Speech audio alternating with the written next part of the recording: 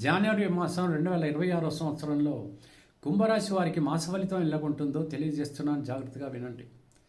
కుంభరాశి వాళ్ళు ఖచ్చితంగా ఒక్క విషయం గుర్తుపెట్టుకోండి.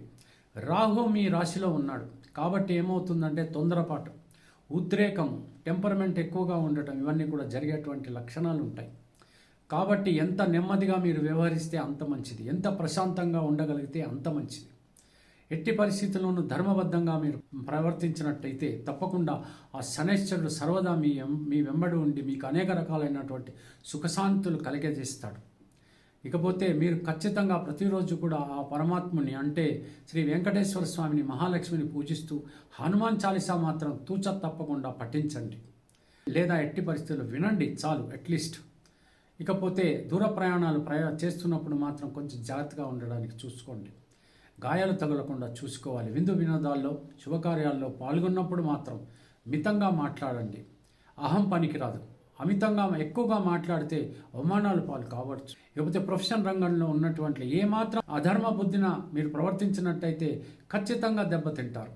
అది మాత్రం తెలుసుకోవాలి. రాజకీయ నాయకులకు ముఖ్యంగా చెప్తున్నాను, జాగ్రత్తగా ప్రవర్తించినట్టయితే ఎటువంటి ఆపద మీకు కలగదు. కోర్టు కేసులు ఉన్నటువంటి వాళ్ళు పోస్ట్ పోన్ చేసుకోవడానికి ప్రయత్నించండి.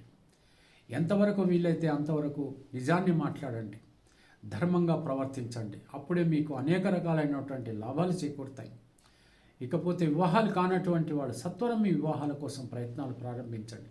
మీకు కావలసినటువంటి మ్యాచ్ దొరుకుతుంది. ఆ తర్వాత వివాహాలు జరిగేటువంటి అవకాశాలు కనపడుతున్నాయి.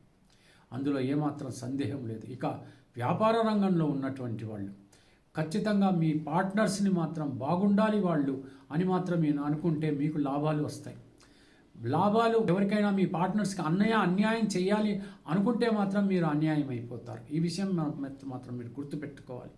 దుర్గామాతను ప్రార్థిస్తూ మీ యొక్క భాగస్వాములతో తప్పకుండా వ్యాపారాన్ని పెంపొందించుకోవాలి అనేటువంటి సదుద్దేశంతో వ్యాపారాలు చేయండి. అప్పుడు ఇద్దరు కూడా లాభపడేటువంటి అవకాశాలు ఉంటాయి. దూర ప్రయాణాలు, విదేశాలకు వెళ్ళేటువంటి అవకాశాలు కూడా మీకు ఉండవచ్చు. తర్వాత ఇంకొక విషయం ఏమిటంటే ముఖ్యంగా కోర్టు కేసుల విషయంలో మాత్రం జాగ్రత్తగా ఉండండి.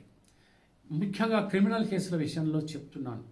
మరి ఒక్కొక్కసారి అపజయం పాలు కావచ్చు. దానికి కారణం ఏమిటంటే ఇదివరలో మీద ఏదైనా అధర్మ రీతిన ప్రవర్తించినట్టయితే శిక్షలకు కూడా పడేటువంటి అవకాశాలు ఉంటాయి.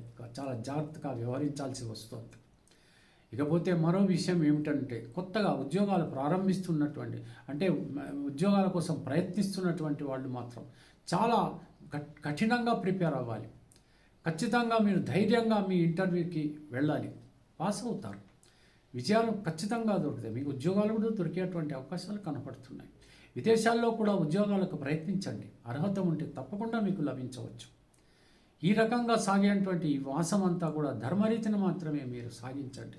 ప్రేమికుల మధ్యన అద్భుతమైనటువంటి మాసం ఇది. ఇకపోతే చలనచిత్ర రంగం చాలా అద్భుతంగా ఉంటుంది. ప్రొడ్యూసర్స్కి లాభాలు వస్తాయి, టెక్నీషియన్స్కి పని దొరుకుతుంది, ఆర్టిస్టులకు కూడా పేరు ప్రతిష్టలు దక్కుతాయి. ఆ రకంగా చలనచిత్రం ఉంటుంది. ఈ రకంగా సాగుతుంది కళారంగంలో ఉన్నటువంటి వాళ్ళకు కూడా. తెలిసింది కదా. సెలవు, మరి ఉంటాను. నమస్కారం.